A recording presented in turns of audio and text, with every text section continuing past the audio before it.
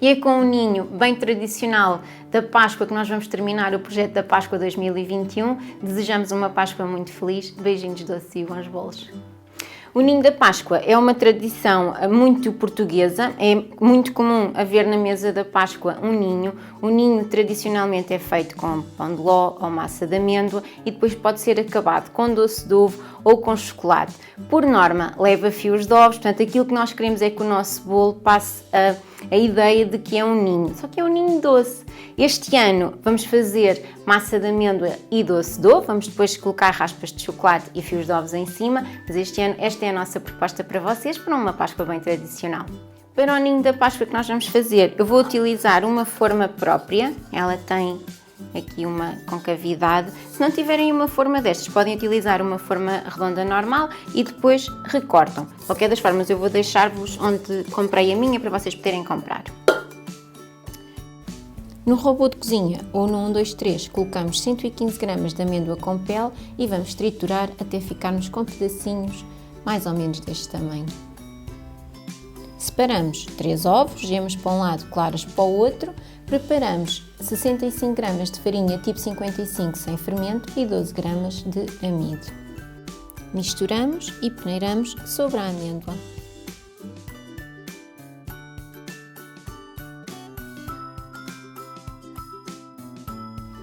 A receita pede 115 gramas de açúcar, que nós vamos dividir em dois. Metade vai para as gemas e as gemas vão bater em velocidade alta e a outra metade vai para as claras, que nós vamos bater adicionando o restante açúcar em 3 inclusões.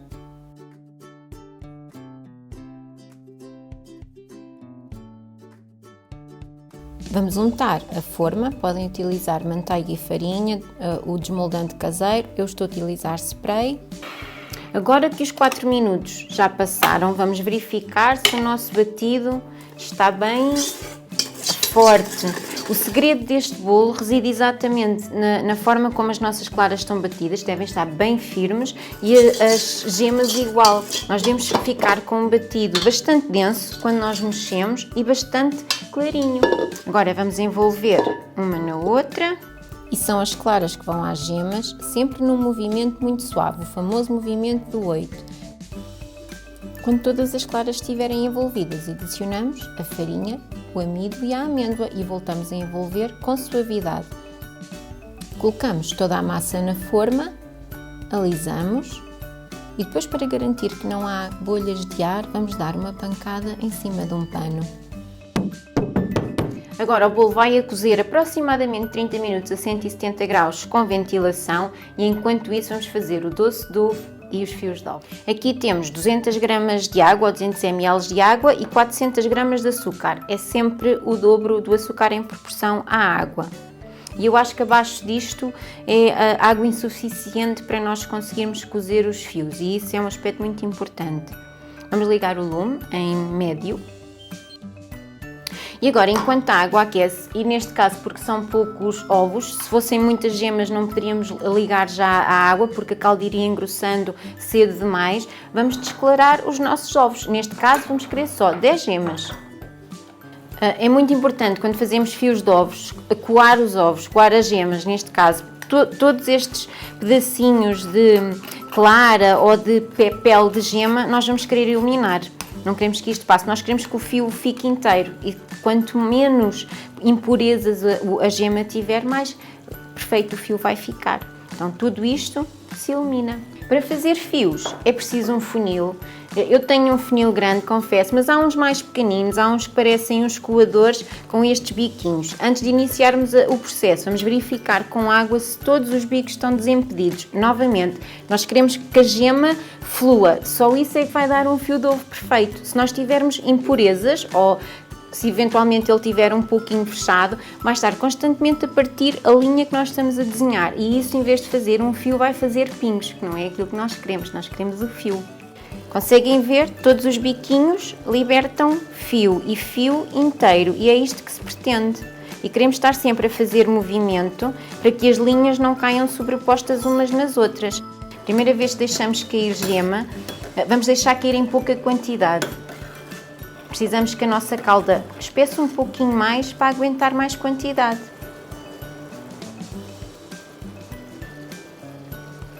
fio e vamos sempre espreitando para certificar que o fio sai fluido, não tem nada a parti-lo, e movimento sempre.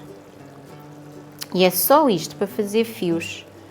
E os fios cozem nas bolhinhas, não é na água, tem que haver fervura, tem que haver um ponto de fervura, que não pode ser em demasia, e é por isso que nós temos aqui a água ao pé de nós. Quando a calda ficar muito grossa, nós vamos verter um pouquinho de água para baixar a fervura e também para a tornar um pouquinho mais leve. E continuamos a fazer fios, sempre assim, sem parar. O lume está médio, médio alto, não médio baixo.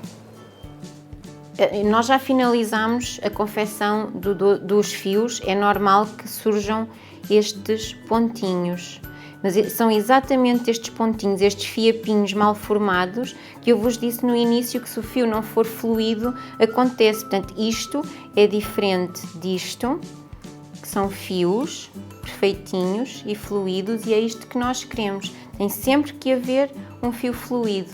Coamos a nossa calda e deixamos arrefecer muito bem. Esta calda pode ser utilizada para remolhar bolos, devem, no entanto, adicionar pelo menos uma parte de água, porque ela está bastante doce. Na dúvida, provem. Quando a calda já estiver fria, se vos sobrarem fios, ou se quiserem vender, ou se precisarem de armazenar, com a calda fria, colocam um pouquinho nos fios, para eles ficarem sempre úmidos. O bolo já arrefeceu entre 5 a 10 minutos, vamos desenformá-lo com suavidade, porque este bolo é bastante fofinho. Cá está ele, perfeitinho. E vamos também colocar os fios no mármore, para quando os guardarmos eles estarem completamente frios. Enquanto isso, eu vou fazer o doce de ovo. Neste caso vou utilizar 10 gemas. Nós já fizemos o doce de ovo, quer para o blog, quer para o canal. Vou deixar-vos o link para vocês verem o processo.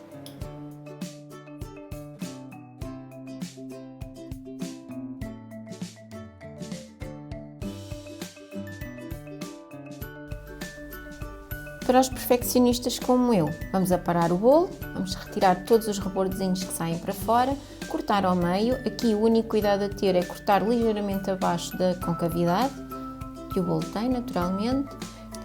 Como orientação, podemos colocar 2 palitos. Vamos colocar um pouco de creme para colar o bolo ao prato, para ele não fugir. Vamos utilizar calda, vamos remolhar com calda, e eu vou utilizar uma calda feita com o que sobrou dos nossos fios. Vamos colocar um pouco de doce de ovo, parte de cima, calda novamente, doce de ovo em todo ele.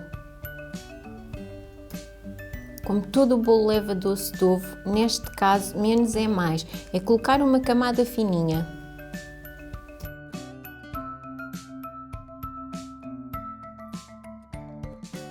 Tradicionalmente o ninho é decorado com raspas de chocolate. Eu vou utilizar uma tablete de chocolate culinário, com a pontinha da faca, cortar, raspar pequenos pedacinhos que vou transportando. Estamos mesmo a finalizar o nosso ninho. Vamos agora colocar os fios de ovos em volta e no centro. Começar até pelo centro. Vamos fazer o ninho do passarinho. E agora, para finalizar, vamos colocar as amêndoas e os pintinhos. Todas as gramagens das nossas receitas e todos os passos bem detalhados encontram-se no nosso blog, que é pastelaria.online. Espero ver-vos por lá.